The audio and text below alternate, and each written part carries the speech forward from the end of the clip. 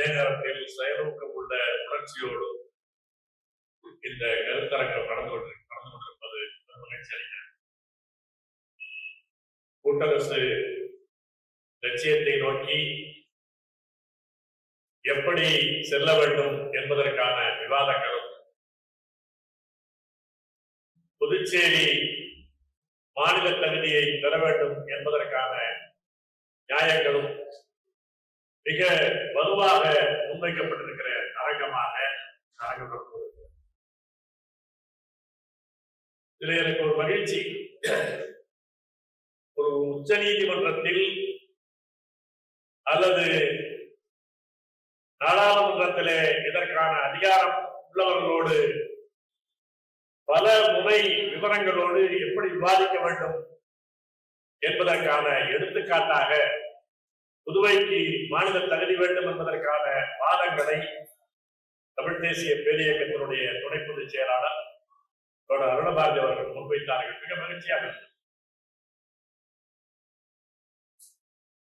இதுல களத்தினை செயல்பட்டுக் கொண்டிருக்கிற பல்வேறு மக்கள் இயக்கங்களை சேர்ந்த தொடர்கள், தமிழின உணர்வாளர் அமைப்புகளை சேர்ந்தவர்கள் தொடர்ந்து செயல்பட்டுக் கொண்டிருக்கிறீர்கள். நான் இதற்கு முன்னாலேயே இதற்கான நூலை வெளியிட்டு இதற்கான முயற்சிகள், கண்காட்சிகள் இடையாளர்கள் நடந்தபோது கூட சொன்னேன், மீண்டும் சொல்கிறேன். கட்சிகளின் தொகுப்பாக இந்த முயற்சி நடந்தால் நடக்க, கட்சிகளின் தொகுப்பு தமிழர்கள் அல்ல. இது கீழ்நிலையிலிருந்து மக்கள் இயக்கங்களிலிருந்து அந்த கோரிக்கை எழுந்து அரசியல் இயக்கங்களை நெட்டி தள்ளினாலே தவிர இந்த வெற்றியை நோக்கி செல்ல முடியாது. நம்முடைய அனுபவத்தை எடுத்துக் கொள்ளுங்கள். நாம் திரும்ப திரும்ப பேசுகிறோம். ஜல்லிக்கட்டுக்காக நடந்த போராட்டம் என்பதை பற்றி, ஜல்லிக்கட்டு உரிமைக்காக சட்ட முன்வரைவுகள் நிறைவேற்றப்பட்டது புதிதல்ல. ஆனால் அது சட்டமாக்குவதற்கு, இந்திய அரசு கையெழுத்து போட வைப்பதற்கு ஒரு மக்கள் சமூகம் எழுந்தது. அதற்கு பிறகுதான் அது இந்த மண்ணின் கோரிக்கை என்பதை புரிய வைக்க முடிந்தது. எனவே கட்சிகளின் தொகுப்புகளாக மட்டுமே பார்த்துவிட முடியாது. நான் திரும்ப திரும்ப சொல்வதெல்லாம், மக்கள் இயக்கங்கள் இதை முன்னெடுத்து கட்சிகள் இதற்கு பின்னால் எப்போது வருகிறார்களோ அப்போதுதான் அது வெற்றி பெறும். கட்சிகள் தொடங்கி தொடங்கி தீர்மானம் போடுவார்கள். ஏனென்றால் அவர்களுக்கு எல்லாவற்றையும் விட பதவி முக்கியமானது, கூட்டணிகள் முக்கியமானது. எனவே இந்த முன்னெடுப்பு என்பதை, புதுச்சேரிக்கான மாநில தகுதி என்பதற்கான முன்னெடுப்பை புதிய முயற்சியாக, கூர்மையான முயற்சியாக, விடாப்பிடியாக எடுத்து செல்ல வேண்டும். இந்த சிவில் சமூகம் சொல்கிறார்களே, மக்கள் சமூகம், மக்களிடத்திலே பணியாற்றக்கூடிய மக்கள் இயக்கத்தை சேர்ந்தவர்கள், தொழிற்சங்கத்தை சேர்ந்தவர்கள், பல்வேறு முனையிலே மக்களோடு போராடி கொண்டிருக்கிறவர்கள், அவர்கள் கட்சிகளுக்கு அப்பா இது புதுச்சேரி தமிழர்களுடைய கோரிக்கை என்பதாக எப்போது முன்னெடுத்து செல்கிறார்களோ அப்போதுதான் அது வெற்றியை நோக்கி செல்வதை தவிர மீண்டும் மீண்டும் சட்டமன்ற தீர்மானங்கள் என்பதோடு இருந்து கொண்டிருந்தால் அது தீர்மானங்களாக கணக்கு காட்டப்படும், அவ்வளவுதான். அதற்கு ஒரு சட்ட வலு இருக்கிறது என்பது உண்மைதான். ஆனால் அது ஒரு மக்கள் எழுச்சியாக உருவாக்கப்பட்டாலே தவிர இந்திய அரசு ஏற்காது. ஏனென்றால் இந்திய அரசை புரிய வைப்பதல்ல நம்முடைய வேலை, பணிய வைப்பதுதான் நம்முடைய பணி. அவனுக்கு புரியாமல் அல்ல, பணிய வைக்க வேண்டும். இதற்கு இல்லாமல் நடக்காது என்பதற்காக வர வேண்டும். அப்படிப்பட்ட முயற்சிக்கு இது போன்ற கருத்தரங்குகள் பயன்பட வேண்டும். இது மக்கள் கருத்தாக மாற்றப்பட வேண்டும். ஒவ்வொரு பகுதியிலும், ஒவ்வொரு தெருவிலும் இதை பற்றிய உரையாடல் நடத்தப்பட வேண்டும் என்பதை தமிழ் தேசிய பேரியக்கத்திலே முடிவு செய்து அதை நோக்கி நகர்ந்து கொண்டிருக்கிறோம். புதுச்சேரி மக்கள் கோரிக்கையாக மாற்ற முடியும். அந்தந்த பகுதியிலே வணிகர் அமைப்புகளை சேர்ந்தவர்களை, தொழிலாளர் அமைப்புகளை சேர்ந்தவர்களை, உழவர்களை, அப்படி அடிமட்டத்தில் இருக்கிற மக்கள் அமைப்புகளை இந்த கோரிக்கையின்பால் ஒருங்கிணைத்தால் இது புதுச்சேரியினுடைய தேசிய கோரிக்கையாக மாற்றிவிட முடியும். அப்படிப்பட்ட முயற்சிக்கு இந்த கருத்தரங்கம் துணை செய்ய வேண்டும் என்ற வேண்டுகோளை தெரிவித்துக் கொள்கிறேன். இந்த கருத்தரங்கத்தில் தொடர் மங்கையர்செல்வன், நான் பலமுறை அவருடைய உரையெல்லாம் கேட்டிருக்கிறேன். மிக அறிவார்த்தமான முறையில் உடன்பட்டும் முரண்பட்டும் ஒரு தர்க்க ரீதியான ஒரு கருத்துரையை ஆற்றியிருக்கிறார். எனக்கு மகிழ்ச்சி. நான் மீண்டும் இந்த புத்தகத்தை, இந்த கூட்டரசு கோட்பாடு நூலை, அதில் என்னுடைய உரை உட்பட அதில் இருக்கக்கூடிய உரையாளர்களை மீண்டும் படிக்குமாறு மங்கையர்செல்வன் அவர்களை நான் உறுதியோடு கேட்டுக்கொள்கிறேன். இந்த உரையாடல் தொடர வேண்டும். கேசவானந்த பாரதி வழக்கு என்ற ஒரு செய்தியை சொன்னார். ஐம் எக்ஸ்பேண்டிங் கேசவானந்த பாரதி, அவ்வளவுதான். கேசவானந்த பாரதி வழக்கில் அவர் சொன்ன 7 கூறுகள் இருக்கிறது. அதிலே ஒரு முக்கியமான கூறு, இந்தியா கூட்டாட்சியாக இருப்பது என்பது ஒரு அடிப்படை கட்டமைப்பில் ஒன்று. இருக்கிறது கூட்டாட்சி என்பதல்ல. ஏன் அதிலேயே 368 வைத்திருக்கிறான். அதிலேயே 368 வைத்திருக்கிறான். ஏனென்றால் இந்த இந்திய அரசியலமைப்பு சட்டமே ஒரு ஒட்டுமொத்த சிறுவர். அது ஒரு ஒட்டுமொத்த சிந்தனையின் வெளிப்பாடு கிடையாது, ஒரு ஒட்டுமொத்த. அதனால்தான் நீங்க எந்த இடத்துலயுமே அதுல எப்படி வேணாலும் பேசலாம். அடிப்படையில் இது ஒற்றையாட்சி, எல்லோரும் இருக்கிறார்கள். ஆனால் இதை கூட்டாட்சி என்று சொல்லிக் கொண்டிருக்கிறார்கள். இந்த கேசவானந்த பாரதி தீர்ப்பிலே, உச்ச நீதிமன்ற தீர்ப்பில் இதுதான் அதிகபட்சமாக நீதிபதிகள் கலந்து கொண்ட ஒரு முழு ஆயத்தினுடைய தீர்ப்பு.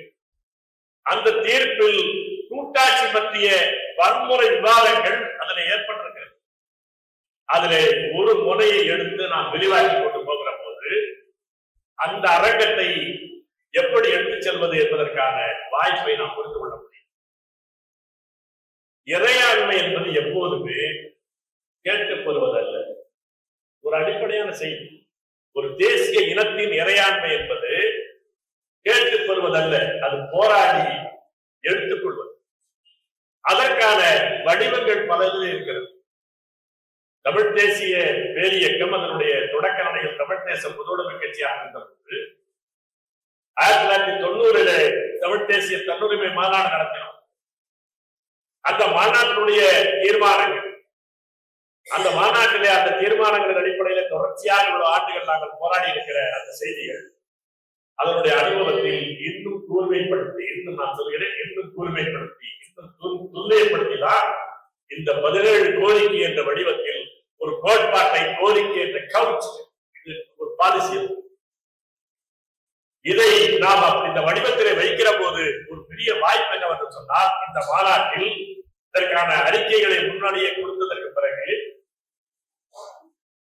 மேற்கு வங்காளத்திலிருந்து, அஸ்ஸாமிலிருந்து, பஞ்சாபிலிருந்து இதற்கான ஆதரவாக ஒருங்கிணைந்து செயல்படுவோம் என்பதற்கான உறுதியளித்த சின்ன சின்ன அமைப்புகள் தான் அவருடைய வாழ்த்து செய்திகள் அந்த மாநாட்டிலேயே படிக்கப்படுகிற நூலிலேயே அது பகுதியாக நினைக்கப்பட்டது.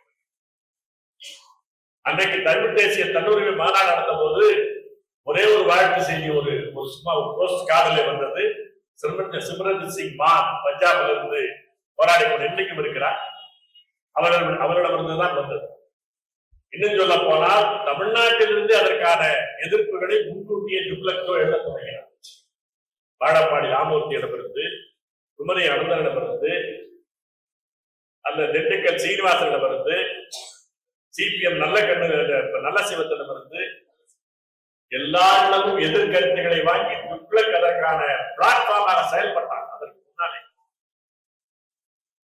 இன்றைக்கு வெவ்வேறு வடிவத்தில் தமிழ் தேசியம் என்பது பரவி இருக்கிறது. மக்கள் மயமாகிக் கொண்டிருக்கிறது. அன்றைக்கு நாங்கள் சொல்லும் தோழர் ஜெகநாதன் சொன்னது போல, அன்றைக்கு சொன்ன போது பல பேர் அப்படித்தான் நினைத்தார்கள். தோழர்கள் வந்திருக்கிறார்கள். மயிலத்திலே நமக்கு ஒரு அமைப்பு உண்டு, அந்த அமைப்பினுடைய ஓரளவுக்கு வருமான அமைப்பு. அந்த நேரத்திலே கூட இந்த தமிழ் தேசியம் பற்றிய ஒரு கூட்டத்தை அங்கே ஒரு திருமணை கூட்டமாக பேசிய போது அதிலே முனைப்பாக இருந்த ஒரு தோழர் கேட்டார், ஆகுமா, கட்டாந்தரையில ஏறு ஓட்டுற மாதிரி ஓட்டிட்டு இருக்கிறோம். அப்போது நான் உறுதியாக சொன்னேன், நாம் ஒரு சமூக இயங்கியலின் பக்கம் இருக்கிறோம். இதுவும் நம்முடைய விருப்பம் அல்ல. இந்த சமூகம், தமிழ் சமூகம் இந்த திசையில் தான் செல்ல வேண்டும், அதை தவிர வேறு வழி இல்லை என்ற இயங்கிய திசையிலே நாம் இருக்கிறோம். இது ஒரு மக்கள் மயமாகும். அதற்கான அசராமல் செயல்படக்கூடிய மன உறுதி மட்டும் நமக்கு இருந்தால் போதும் என்றுதான் அன்றைக்கும் சொன்னேன். இன்றைக்கும் தான் உண்மை. தமிழ் தேசியம் என்ற கருத்து பல வடிவங்களிலே வளர்ந்து கொண்டிருக்கிறது, பல தளங்களிலே விரிந்து கொண்டிருக்கிறது. அதனுடைய ஒரு வடிவமாகத்தான் இந்த கூட்டரசு கோட்பாடு வெறும் கோரிக்கை வடிவத்தில் கோரிக்கையாக தெரியும். உள்ளே அதனுடைய சாரம் என்ன என்பதை அதை மோதி பார்க்கிற போது தெரியும். எதிரியோடு மோதுகிற போது அவனுடைய எதிர்வினையை குறித்து புரிந்து கொள்ள முடியும். இது எவ்வளவு சிறிய சிக்கலான விஷயம் என்பதை ஒன்றே ஒன்று நான் சொல்லுகிறேன். அன்றைக்கு முதலிலே அந்த 1929 35ஆம் ஆண்டு கவர்மெண்ட் ஆஃப் இந்தியா ஆக்ட் வந்த போது காந்தி என்ன சொன்னார், பின்னாலே 69 அண்ணா என்ன சொன்னார் என்ற செய்தியை மிக துல்லியமாக மங்கேச்செல்வன் அவர் சொன்னார்கள். இரண்டிலுமே இருக்கிற அடிப்படை செய்தி அந்த ஆளுநர் பதவி என்பதுதான். இரட்டை ஆட்சி என்று காந்தி சொன்னதும் பின்னாலே அனுபவத்தாலே உணர்ந்து கொண்ட அண்ணா சொன்னதும் இரட்டை ஆட்சி என்பது என்ன? உண்மையான அதிகாரம் ஆளுநரிடம் இருக்கிறது. இந்த ஆளுநர் என்பவர் வெறும் ஆர்.என். ரவி அல்ல, வேலி அல்ல. அவர்கள் ஒரு நபராக இந்திய அன்றைக்கு இருக்கிற ஆளுங்கட்சிக்கான ஆட்களாக வைக்கப்படுகிறார்கள் என்பதை தவிர அதற்கு மேலே ஒன்று கிடையாது. ஆளுநர் என்ற பதவியே ஒரு தேசிய இனத்தை அடிமைப்படுத்தி வைக்கிற சட்ட ஏற்பாடு. அந்த சட்ட ஏற்பாடை நீங்கள் கேள்வி கேட்கிற போது அடிமைத்தனத்தை கேள்விக்குட்படுத்துகிறீர்கள், ஆதிக்கத்தை கேள்விக்குட்படுத்துகிறீர்கள். ஆனால் அதே நேரத்தில் அந்த வடிவத்திலே பேசுகிற போது அதற்கான ஆதரவு தளம் கூடுகிறது. மோதி கொண்டு களத்திலே இருந்து கொண்டு மோதி கொண்டிருக்கிற மங்கேச்செல்வனுக்கு நான் மீண்டும் சொல்கிறேன், நோக்கம் ஒன்றுதான். இந்த வடிவத்திலே பேசுகிற போது இதை நான் வரலாற்றிலே நான் பார்த்தேன். பிடல் காஸ்ட்ரோ வரலாறு என்னை விடுதலை செய்யும் என்று கூண்டிலே என்று பேசினார். பின்னாலே தன்னுடைய விரிவாக்கமாக நூல் வந்திருக்கிறது, பல தோழர்களும் படித்திருக்கிறது, தமிழர்கள் எல்லாம் வந்திருக்கிறது. அதிலே தன்னுடைய அனுபவத்தை அவர் சொன்னார். முதல் முயற்சியில் அவர்கள் படை நடத்தியது வடுதோல்வி அடைகிறது. அந்த முதல் முயற்சியிலே எஞ்சியவர்கள் 5-6 பேர் அதிலே முக்கியமானவர் சேக்குவேரா. அப்போது பிடல் காஸ்ட்ரோ சேக்குவேராவிடமும் அவருடைய தம்பி ரால் காஸ்ட்ரோவிடமும் உரையாடுகிறார். தன்னுடைய வெவ்வேறு இடத்திலிருந்து அவர்கள் கூடுகிறார்கள்.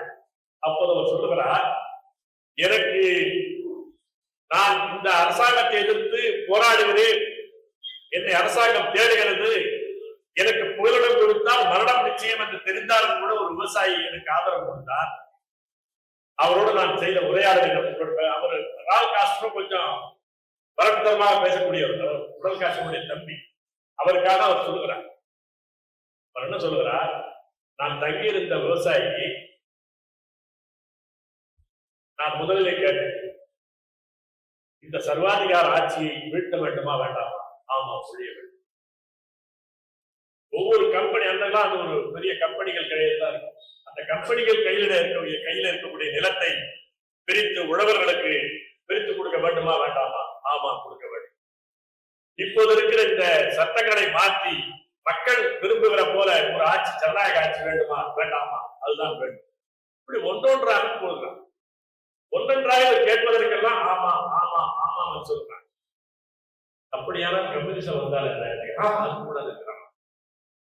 தனித்தனியாக பிரித்து சொல்கிற போது அவர் ஆதரிக்கிறவர், அதை சாரதாக சேர்த்து இதுதானே கம்யூனிசம், இது ஆதரிக்க வேண்டாம், ஆதர முடியாது. இதுதான் மக்கள் உளவியல்.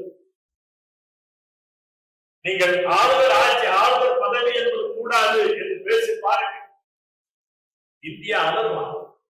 அதனால்தான் இவர்கள் பதுக்குகிறார்கள்.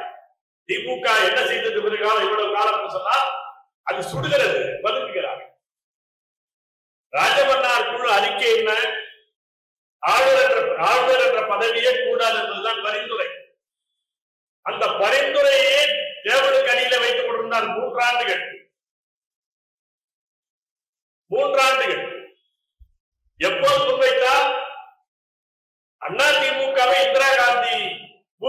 எம்ஜிஆரை வெளியே கொண்டு வருவதற்கு கல்யாண சுந்தரத்தின் வழியாக வேலை பார்த்தார் என்பதை தெரிந்து கொள்வதற்கு பிறகு வேறு வழி இல்லை, இனிமேல் அவர் நிற்க மாட்டார், எனவே எதிர்க்க வேண்டிய அவசியம் இருக்கிறது என்பதற்கு ராஜமன்னார் குழு அறிக்கையை விவாதத்தில் எடுத்துக்கொண்டார். அது அந்த ராஜமன்னார் குழு அறிக்கை ஒரு சப்பையான அறிக்கை தான், ஒரு பெரிய அறிக்கை கிடையாது. ஆனால் அந்த அறிக்கையின் மீது நீங்கள் கவனிக்க வேண்டும். அந்த அறிக்கையின் மீது ஏகப்பெரிய சந்தர்ப்பவாதியாக பின்னாலே மாறி போனாலும் கூட மாப்போசி அன்றைக்கு பேசிய பேச்சை நாம் பார்க்கிறோம். அன்றைக்கு சட்ட மேலவை என்பது இருந்தது. ராஜமன்னார் குழு பரிந்துரையின் மீது நடந்த விவாதத்தில் மாப்போ சிவஞானம் அன்றைக்கு மேலவையினுடைய தலைவராக இருந்தார், சபாநாயகராக இருந்தார். அவருடைய உரையை நீங்கள் பார்த்தால் தெரியும். ராஜமன்னார் குழு அறிக்கை எவ்வளவு டபுள் கேம் என்பது அதையே கூட இவர்கள் முன்வைக்கவில்லை, அதையே கூட அதை முன்னெடுத்து போராடவில்லை. ஏன்? நீங்கள் ஒரே ஒரு செய்தி, ஆளுநர் பதவி ஏன் அவர் கடைசி வரை அன்றைக்கு காந்தி சொன்ன போதும் இருந்தது, அண்ணா சொன்ன போதும் இருந்தது, இன்றைக்கு தொடர்கிறது சொன்னால் அதுதான் அரசமைப்பு சட்டத்தின் வழியிலே இந்த தமிழகத்தை அடிமை தேசமாக வைத்திருப்பதற்கான ஒரு சட்ட ஏற்பாடு. இது பற்றி அரசமைப்பு சட்ட விவாதம் நடந்தது. முதலிலே ஆளுநர் பதவி வேண்டாம் என்றுதான் சொன்னார். மிகப்பெரிய வியப்பு என்னன்னு சொன்னால், மிகப்பெரிய சர்வாதிகாரியாக மிகப்பெரிய அளவுக்கு ஜனநாயகத்திற்கு விரோதமாக என்று நாம் உணர்ந்திருக்கிற வல்லபாய் பட்டேல் தான் ஆளுநர் பதவி வேண்டாம் என்று வாதத்தை முன்வைத்தவர். முக்கியமான அதற்கு பல பேர் கேட்டார்கள், என்ன காரணம் என்று சொன்னால், இந்த ஆளுநர் என்ற பதவி இல்லை என்று சொன்னால் இது முற்றாக கூட்டரசாக இறையாண்மை பெற்றவர்களாக இந்த தேசம் மாறும் என்பதை அவர் புரிந்து வைத்திருக்கிறார். அதனால்தான் இன்றைக்கு வரையில் மறுக்கிறார். இந்த ஆளுநர் பதவி அவருடைய சீல் வேண்டாம் அப்படின்னு எடுத்துட்டீங்கன்னா அன்றைக்கு சட்டமன்றத்தினுடைய அதிகாரத்தை எடுத்து நினைச்சு பாருங்க. அதை நீக்கிட்டீங்கன்னா முடிஞ்சிச்சு. அது ஒரு முக்கியமான கண்ணி.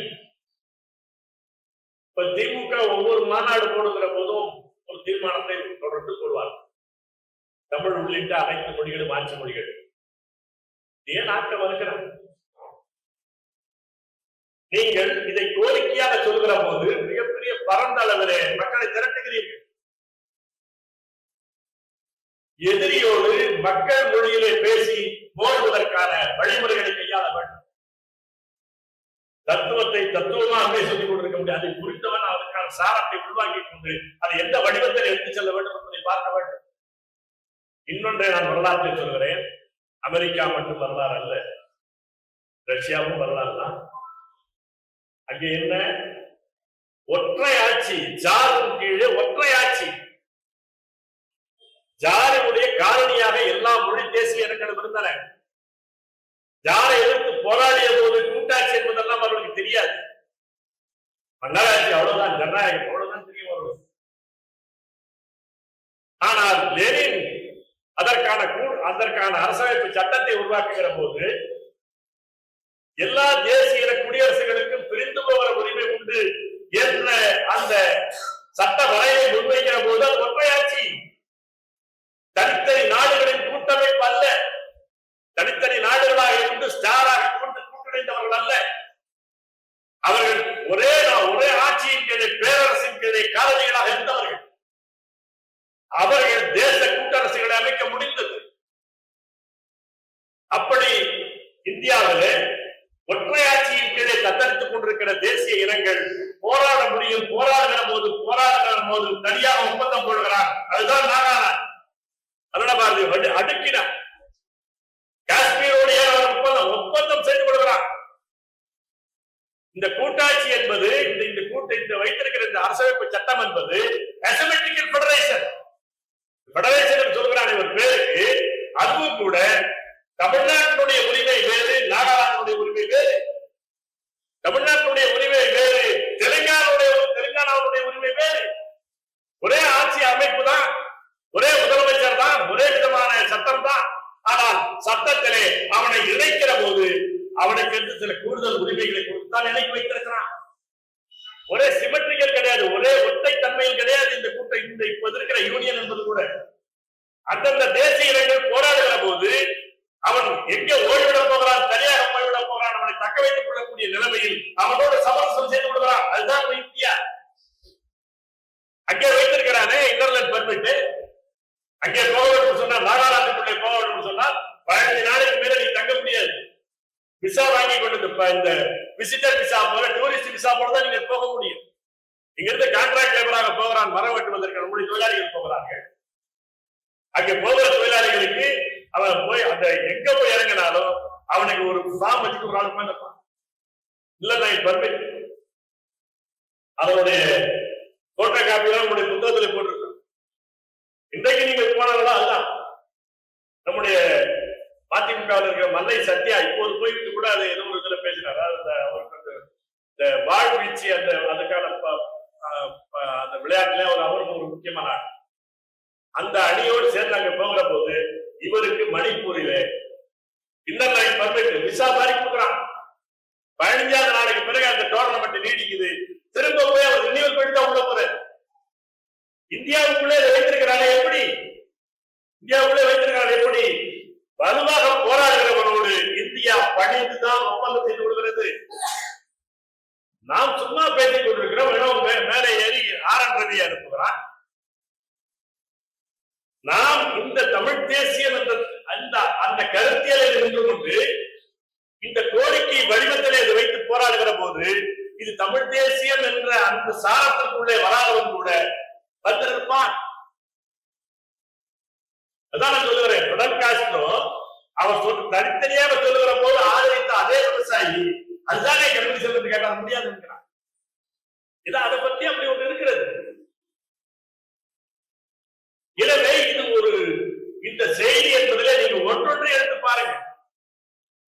சிட்டிசன்ஷிப் ரைட்டுங்கிறோம். குடியுரிமை வழங்கக்கூடிய அதிகாரம் அந்தந்த தேசிய இன தாயகத்திற்கு வேண்டும். இது என்னை மாநிலம் என்று அழைக்காதே. நான் மாநிலம் அல்ல, தேசிய இன தாயகம். உன்னை பாரத் என்று அழைப்பதை நான் ஏற்க மாட்டேன். பாரதம் என்பது சனாதனத்தின் அடுத்த வடிவம், சனாதனத்தினுடைய அரசியல் வடிவம். இந்த வர்ணாசிரமத்தினுடைய அரசியல் வடிவம் தான் பாரதம் என்பது. அரசியல் சட்ட விவாதத்தில் மிக வெளிப்படையாக சொன்னார்கள். இந்தியா என்பது வெளிநாட்டுக்காரன் வைத்த பெயர், பாரதம் வைக்க வேண்டும் என்று விவாதத்தை அவர் அம்பேத்கர் மிக எளிதாக நடத்திக் கொண்டிருந்தார். இந்த ஆர்டிகல் நம்பர் 1 என்பதுதான் இந்தியாவுடைய பெயர் பற்றிய நம்பர் 1 ஆர்டிகல். அரசியல் சட்டத்தினுடைய உறுப்பு 1. அந்த உறுப்பு 1 கடைசியாகத்தான் அம்பேத்கர் வாதத்துக்கு வைக்கிறார். ஏனென்றால் அவர் ராமலிங்க பிறகு சாதாரணமா வந்தெல்லாம் வைக்க அதுலதான் மண்டை ஐடியா பேசணும். இந்தியா இந்த குடியரசாக இருக்கும் என்பதை பற்றி அந்த முன்மொழிகளை அவர் சொல்லுகிறார். தலைவர் கவுண்டர் தலைவர் என்ற முறையில் இந்தியா என்ற பெயர் எடுத்து பாரதம் தான் வைக்கணும் தான். அதற்கு அவர் வைத்த வாதங்கள் என்ன? சனாதனம், வர்ணாசிரமம், இதுதான் நம்முடைய சாரம், இது ஆரிய வர்க்கம் பேசினார். அரசாங்க சட்ட விவாதத்தை புத்தகத்திலே பாருங்க. எல்லாம் 42 வால்யூம் எல்லா மொழியிலும் போட்டு வச்சிருக்கிறான். நீ பாரதம் என்று ஏற்றுக்கொண்டால் உன்னை நீ சூத்திரன் என்று ஏற்றுக்கொள்வதாக அர்த்தம். சட்டப்படியான விஷயம் அதுதான். நம்மால் பாரத பிரதமர் நம்ம எடப்பாடி பாத்தீங்கன்னா அப்படியே வாய் ஒழுங்கு பாரத பிரதமர் பாரதம் சொன்ன நாக்கு சுற்றணும். நீங்க என்ன விஷயம் என்ன சொன்னா, இந்த பாரதியம் என்பது இருக்கிறது, அதுவும் வர்ணாசிரமும் ஒரே விஷயம் தான். சிவில் சமூகத்திலே மக்கள் சமூகத்திலே பேசுகிற போது, மக்கள் சமூகம் என்ற தளத்திலே இயங்குகிற போது அது நேரடியாக இந்த பிராமணியம் என்பது வர்ணாசிரமமாக செயல்படுகிறது. அது ஒரு அரசியல் களத்திலே செயல்படுகிற போது அது பாரதம் என்பதாக வருகிறது. ரெண்டும் ஒன்றுதான். நீங்கள் ஆரிய பிராமணியம் என்பது 2 தளத்திலே செயல்படுகிறது. மக்கள் சமூகத்திலே அது வர்ணாசிரமமாக சாதிப்பளவாக செயல்படுகிறது. அரசியல் களத்திலே அது பாரதம் ஆரிய வர்க்கம் என்பதாக செயல்படுகிறது. எனவேதான் இந்த நாட்டுக்கு அந்த பாரதம் என்ற பெயரை ஏற்றுக்கொண்டதனுடைய விளைவாக இன்றைக்கு எதெல்லாம ஆரிய அடையாளங்கள் தான் இந்தியாவின் அடையாளம்.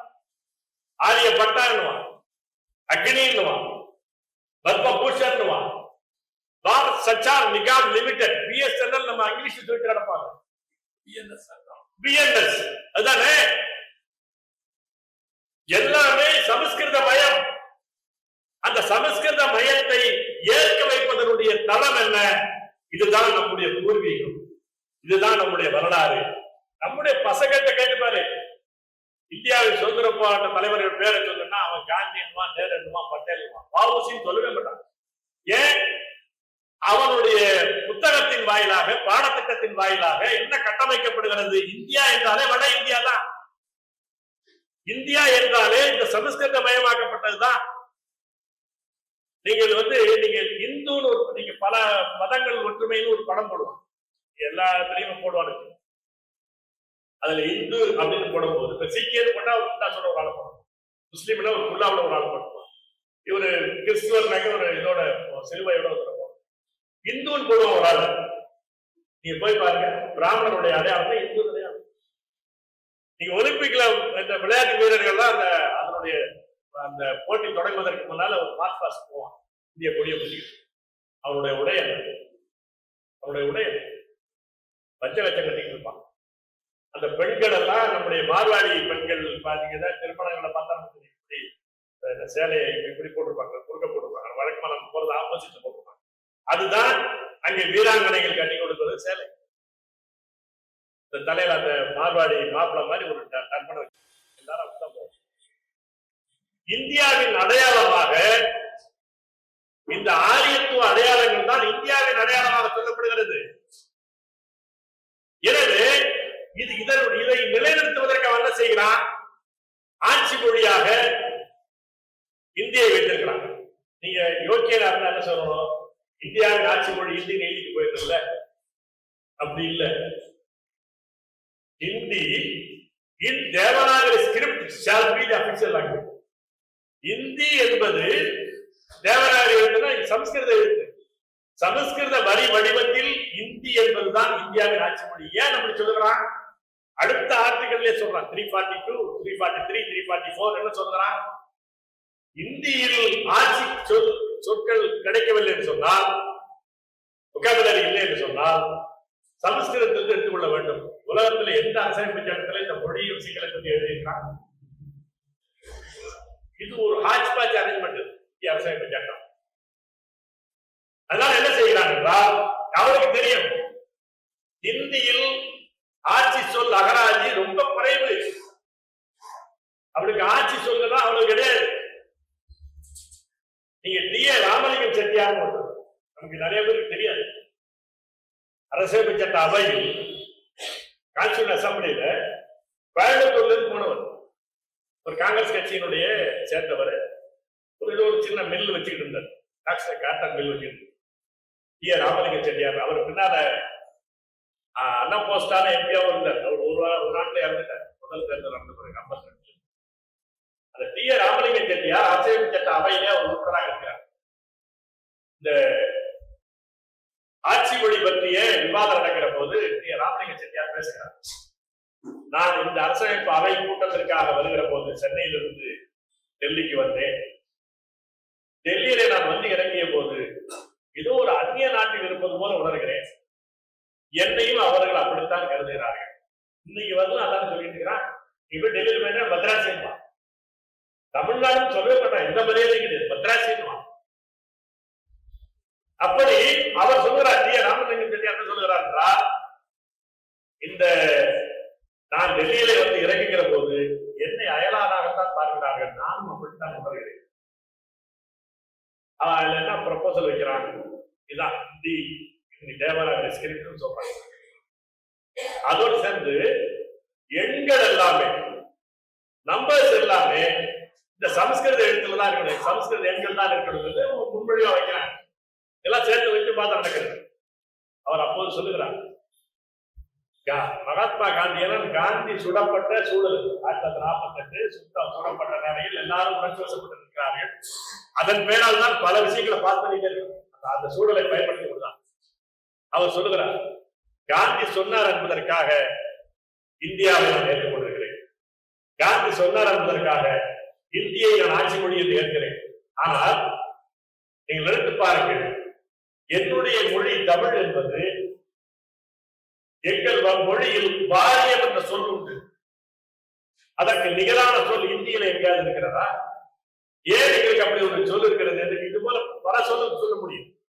அந்த சொற்கள் எல்லாம் இருப்பதற்கான காரணம், நாங்கள் நீண்ட காலமாக ஆட்சி செய்தவர்கள், எங்கள் மொழியிலே எங்கள் நாட்டை ஆண்டவர்கள். எனவே எங்களுக்கு ஆட்சி சொற்கள் எங்களிடம் பலமாக இருக்கிறது. ஆனால் இதற்கு நிகராக சொல்ல முடியாது உங்களுடைய சமஸ்கிருதத்தினுடைய இந்தியை. இன்னும் சொல்ல போனால் சமஸ்கிருதத்தை கூட அப்படி சொல்ல முடியாது என்று பேசுகிறார் ராஜேந்திர பிரசாத் குடிக்க வருகிறார். ராஜேந்திர பிரசாத் சமஸ்கிருதத்தினுடைய அறிஞர், அதுல நிறைய படித்தவர். ராஜேந்திர பிரசாத் அவை தலைவர், அவர் தான் அந்த கூட்டத்தினுடைய வெளிப்படுத்துகிறார். மொழியின் பெருமையை பற்றி இங்கே பேசாதீர்கள். எப்போது சமஸ்கிருதத்தை எதிர்த்து ஒரு வார்த்தை அந்த ராமலிங்கம் செட்டியார் பேசிய போது, இது மொழி பற்றிய விவாத மேடை அல்ல, இதை ஏற்கிறீரா இல்லையா, ஒரே வார்த்தை சொல்லுங்க. அப்படித்தான் விவாதம் நடந்தது. ஏன் அப்படி செய்கிறார்கள்? இந்தி அடையாளம் என்பதற்கு தனியா ஒண்ணும் கிடையாது. சமஸ்கிருத அடையாளமாக சொல்லுகிற போதுதான் அதை நிலைநிறுத்த முடியும்.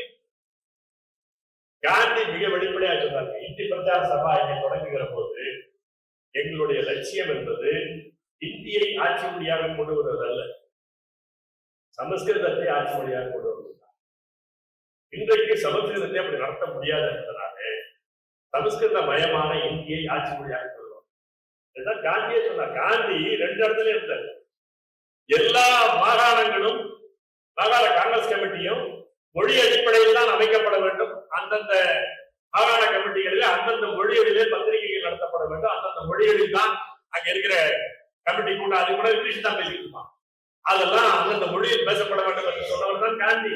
அதே நேரத்தில் இந்தியாவின் ஆட்சி மொழியாக சமஸ்கிருதம் இருக்க வேண்டும் என்பது லட்சியம். உடனடியாக கொண்டு வர முடியாது என்பதனாலே இந்தி சொற்கள் நிறைந்த சமஸ்கிருத சொற்கள் நிறைந்த இந்தியை நாங்கள் ஆட்சி மொழியாக முன்மொழிகிறோம் அவர் சொன்னார். காந்தி காங்கிரஸ் கமிட்டியினுடைய கூட்டங்களே அதான் சொன்னார். அதுதான் அரசியலமைப்பு சட்டத்திலே கொண்டு வந்தார்கள். இந்த பாரதம் என்று வருகிற போது என்ன சிக்கல்? வர்ணாசிரமத்தை மக்கள் சமூகத்திலே சிவில் சமூகத்திலே வருகிற போது அந்த சாதி ஏற்றத்தாழ்வை சாதி ஆதிக்கத்தை எதிர்த்து மக்கள் உரிமைக்காக போராடுகிற சமத்துவவாதிகள் அங்கங்கே போராடி தியாகம் செய்தவர்கள் தான். ஆனால் அவர்களே இந்த ஆரிய பிராமணிய மேலாதிக்கத்தை சமஸ்கிருத மேலாதிக்கத்தை பாரதம் என்று சொல்லும் போது ஏற்றுக்கொண்டார்கள். உண்மையா இல்லையா? இந்த பாரதம் என்ற விவாதம் வந்த போது கம்யூனிஸ்ட் ஆண்டி கம்யூனிஸ்டுகள் நேரடியாக கிடையாது.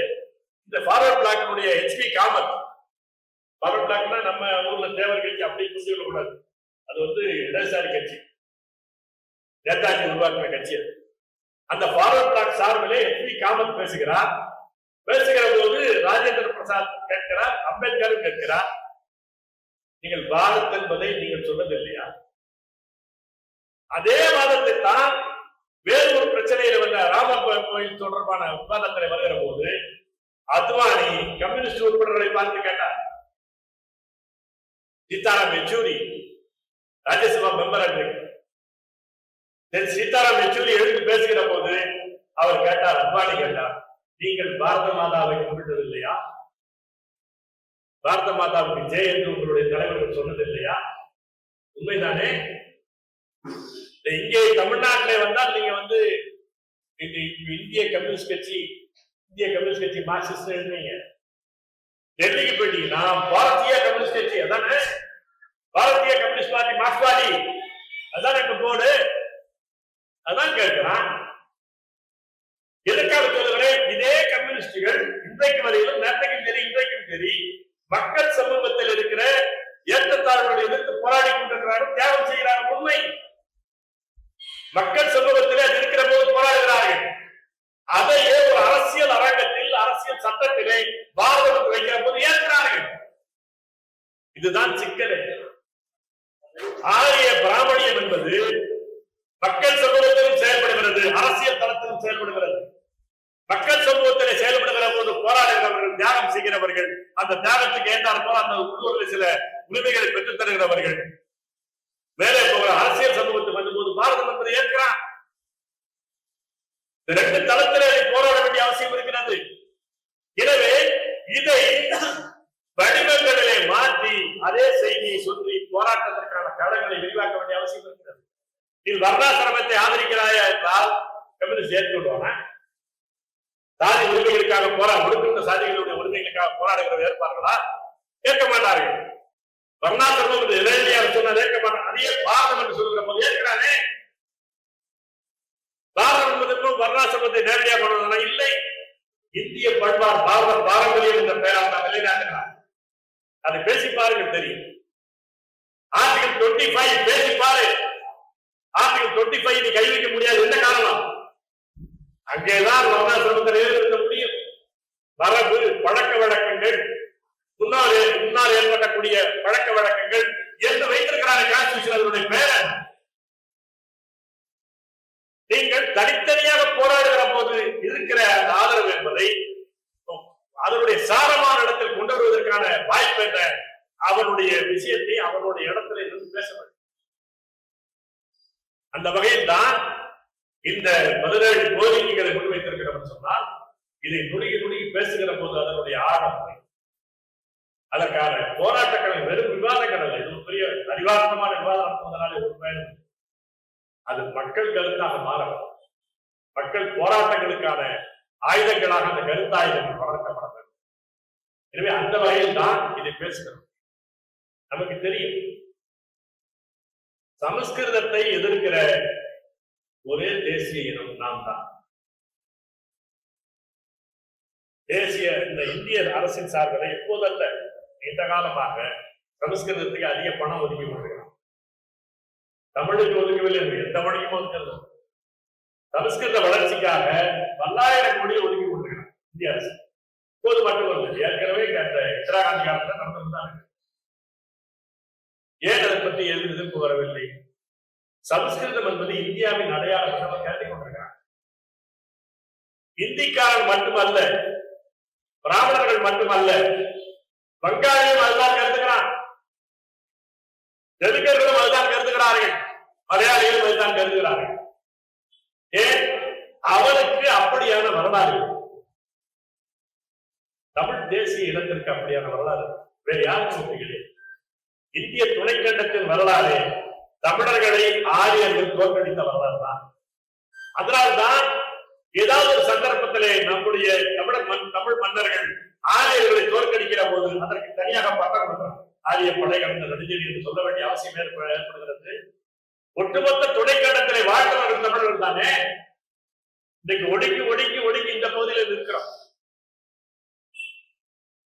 ஏன்? படையெடுத்து மட்டும் வந்துவிடவில்லை. வர்ணாசிரமத்தின் வழியாக, சமஸ்கிருத கலப்பின் வழியாக நம்முடைய மொழியை சிதைத்து வேறொன்றாக மாற்றி அடையாளத்தை மாற்றி வைத்து விட்டான். அப்படி அடையாளத்தை மாற்றிய பிறகு அவன் அதை ஏற்கிறான். துப்பாக்கி பணையில எதையும் செய்யவில்லை, அவனுடைய மூளையை அவனாக மாற்றினான். எனவே அப்படிப்பட்ட வகையில் தான் அரசமைப்பு சட்டத்தின் வழியாக இது செய்து கொண்டிருக்கிறார்கள். அனைத்து மொழிகளும் ஆட்சி மொழிகள் என்பது பார்வைக்கு கோரிக்கையாக தெரியும். எல்லா மொழிகளையும் கூட ஆட்சி மொழியாக்கி விடுவார்கள். தமிழை ஏற்க மாட்டார். ஏன்? தமிழ் அங்கே இருந்தால் சமஸ்கிருதத்தினுடைய மேலாண்மை தகர்க்கப்படும். வேறு எந்த மொழி இருந்தாலும் நிற்கும். நீங்கள் இப்ப அனைத்து நம்ம தமிழ்ல கோயில்கள் அர்ச்சனை பண்ணணும் அப்படின்னு சொன்னா ஜனநாயக கோரிக்கை என்று மேம்போக்காக சொல்லிக் கொண்டிருப்பாங்க. இந்த ஜனநாயக கோரிக்கை என்பதாக மேலாக பார்க்காது. இந்த கோரிக்கை மலையாளி வைக்க மாட்டான். ஏன்? அவனுக்கு அர்ச்சனை மொழி கிடையாது. தெலுங்கர்கள் வைக்க மாட்டான், அவனுக்கு அர்ச்சனை மொழி கிடையாது. ஆனால் தமிழர்கள் வைப்பார்கள். இவருடைய அர்ச்சனை மொழி எது? ஏன்? உன்னை விட அதிக வரலாறோடு இருக்கிறவன் தான். எனவே உன்னோடு மோதுகிற இடத்தில் நான் இருப்பதானே என்னை நீ விடமாட்டாய், எனக்கு தெரியும். எனவேதான் இந்த சிக்கலை புரிந்து கொண்டு எப்படி ஒரு பலவீனமான இடத்தில் இருப்பவர்கள் போராட்ட வடிவத்தை தேர்ந்தெடுக்கிற போது தொடக்க நிலையில் போராட்ட வடிவத்தை தேர்ந்தெடுக்கிற போது கொரில்லா போராட்டம் என்ற வடிவத்தை தேர்ந்தெடுக்கிறார். இது எல்லாமே யோசித்து பாருங்க. அந்த வகையில் தான் இந்த கூட்டரசு கோட்பாடு என்பதை இது வெறும் இந்த புத்தகம் இதை வைக்கணும் 4 பேர் வாங்கணுன்றதுக்காக மட்டும் மீண்டும் சொல்கிறேன். இது எல்லோரும் வாங்கி படி, அதை பற்றி விவாதி, கூர்மையாக விவாதி.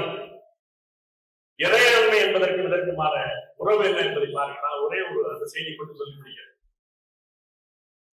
மாநில சுயாட்சி இதுவும் ஒன்றான். தெளிவாக ஒன்றை புரிந்து கொள்ள வேண்டும். மாநில சுயாட்சி என்ற கோரிக்கையும் கூட்டரசு கோட்பாடு என்ற கோரிக்கையும் ஒன்றல்ல. அரசு என்பது இறையாண்மையோடு தொடர்புடையது. ஆட்சி என்பது ஒரு நிர்வாக ஏற்பாடு. ஒரு மாவட்ட ஆட்சியர் என்ன, ஒரு நிர்வாகி, எவ்வளவுதான். அரசு என்பது என்ன, இறையாண்மையோடு சம்பந்தப்பட்டது. அரசு என்று ஒன்றை சொல்கிறேன் சொன்னால் அதற்கு இறையாண்மை உண்டு. அந்த அரசு கூட்டரசாக கூட்டமைப்பில் இருக்கிறார். எப்போது ஷேரிங் ஆஃப் சாவரிட்டி, இறையாண்மையை பகிர்ந்து கொண்டு ஒரு கூட்டமைப்பில் இருக்க முடியும். அதற்கு கூட்டரசு. ஆட்சி கூட்டாட்சி கிடையாது. கூட்டாட்சி என்பது வேறு, கூட்டரசு என்பது வேறு. மாநில சுயாட்சி என்பது வேறு, இறையாண்மை உள்ள அரசு என்பது வேறு. அரசுகளின் கூட்டமைப்பாக இதை உருவாக்க வேண்டும் என்பதுதான் கூட்டரசு என்று சொல்கிறோம். இதை மாநிலம் என்று சொல்லாதே என்பதே ஒரு தீர்மானமாக எழுதியிருக்கிறோம். என் மனதை பாருங்க, மாநிலம் என்று சொல்லாதே. இது ஒரு தாயம், தேசிய இனத்தினுடைய தாயம். ஹோம்லேண்ட். ஹோம்லேண்ட் என்பது என்ன, நிர்வாக ஏற்பாடு அல்ல. ஒரு தாயகம் என்பது நிர்வாக ஏற்பாடு அல்ல. நமக்கு தமிழ்நாடு என்ற பெயர் நீண்ட காலமாக இருக்கு. தமிழகம், தமிழ்நாடு, தமிழ் கூறும் நடுவுலகம் எல்லாம் நீண்ட காலம், 5000-6000 வருஷத்துக்கு முன்னாடி பரிபாடு இருக்குது. அது என்ன, அன்றைக்கு பரிபாடம் பாடிய காலத்திலே ஒரே ஆட்சி இருக்குதா? இந்த தமிழ் கூறும் நடுவுலகம், தமிழ்நாடு, தமிழகம் என்பது பல ஆட்சி பகுதியாக இருந்தது. டெரிட்டோரியாக வேறு ஒன்றாக இருந்தது. டெரிட்டோரி என்பது ஆட்சி பகுதி, டெரிட்டரி என்பது ஆட்சி பகுதி. தாயகம் என்பது இயல்பாக வரும். அது வரலாற்றுடைய விளைபொருள், அது இயல்பானது. ஒரு தாயகம் என்பது ஒரு மொழியை போல, இனத்தை போல, அது ஒரு இயல்பானது. மரத்தை போல, மலையை போல, அது இயற்கையை படைப்பு, யாரும் உருவாக்குவதல்ல. இந்த மொழியை எவரும் உருவாக்கிவிடவில்லை, இந்த இனத்தை எவரும் உருவாக்கிவிடவில்லை, இந்த தாயகத்தை எவரும் உருவாக்கிவிடவில்லை. எந்த வாழ்நிலையிலும் இல்லை, எந்த சான்றோருடைய சிந்தனையின் வழியாகவும் இந்த தாயகத்தை உருவாக்கிவிட முடியாது. இந்த வரலாற்றுடைய விளைபொருள். எனவேதான் இது வரலாற்று தாயகம் என்று சொல்வார்கள், தெளிவாக சொல்வதற்காக. எனவே இதை தாயகம் என்று ஏற்றுக்கொள். தாயகம் என்று ஏற்றுக்கொண்டால் இது இதனுடைய ஆட்சி பரப்பு அல்ல, நிர்வாக பரப்பு அல்ல என்பதை ஏற்றுக்கொண்டால் அதனுடைய வலி தெரியும், அவனுக்கு தெரியும். அதனுடைய வலிமை நமக்கு தெரியும். சொல்லுகிறோம், மாநிலம் அல்ல. மாநிலத்தின் சுயாட்சியை நாம் கேட்கவில்லை, தாயகத்தின் அரசுரிமையை கேட்கிறோம். இந்த அரசுரிமையை 2 வடிவங்களில் இருக்க முடியும். முடிந்தால் இறையாண்மையை பகிர்ந்து கொண்டு ஒரு கூட்டமைப்பில் இருக்க முடியும். ஐரோப்பிய ஒன்றியம் இருக்கிறது. ஐரோப்பிய ஒன்றியம் தனித்தனி நாடுகளாக இருக்கவே ஒன்றாக இருக்கிறார்கள். ஒரே நாடு, ஒரே அரசு கிடையாது. ஒரே நாடாக, ஒரே காலனியாக இருந்தது, தனித்தனி குடியரசுகளாக இருந்தது சோவியத் ஒன்றியம் இருக்கிறது. வரலாற்றில் பல்வேறு எடுத்துக்காட்டுகள் இருக்கின்றன. அந்த அடிப்படையில் அது சாரமானது என்ன, இந்த தேசத்தின் இறையாண்மை என்பதுதான் நம்முடைய சாரம். அந்த இறையாண்மை உள்ள ஒரு தேசம் தான் விரும்பி சில அதிகாரங்களை ஒப்படைத்துக் கொள்வது அதிகார பகிர்வல்ல, ஷேரிங் ஆஃப் சாவரிட்டி, இறையாண்மையை பகிர்ந்து கொள்வது.